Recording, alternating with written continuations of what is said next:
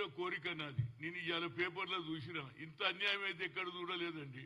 మహిళల మీద 8 మంది దౌర్జన్యం చేయడం, ఆమె ఫస్ట్ విజిట్ తప్పనిసరిగా ఆ కుటుంబానికి పోవాలి. అక్కడికే నువ్వు మొదలు పెడితే బాగుంటుంది. ఎందుకంటే ఒక ప్రజలలో ఇమేజ్ వస్తుంది. అరే షర్మిల గారు వచ్చారు, ఒక మహిళకు జరుగుతున్న అన్యాయాన్ని ఎండగట్టడానికి, ఈ అన్యాయాన్ని ఎదిరించడానికి వచ్చిందనే ఒక ఆలోచన కూడా ప్రజల్లో మొదలు పెడతారు.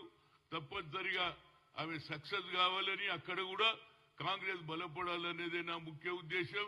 ఏదైనా ఒక శుభ సూచకం, అక్కడ కూడా కాంగ్రెస్ రావాలనేదే నా ఉద్దేశం. ఎందుకంటే అన్నదమ్ములుగా ఉందాము, అన్నదమ్ములుగా విడిపోదామన్నాం. వాళ్ళు మాకేమి శత్రులు గారు, వాళ్ళు మా అన్నలు, మేము తమ్ముళ్ళం. కానీ అక్కడ కూడా కాంగ్రెస్ బలపడాలి అనేదే నా ముఖ్య ఉద్దేశం. అక్కడి నాయకులు కూడా అందరూ కూడా ఆమెను కోరుతున్నారు. కాబట్టి ఆమె సక్సెస్ కావాలి ఈ కొత్త సంవత్సరంలో. ఆమెకు కూడా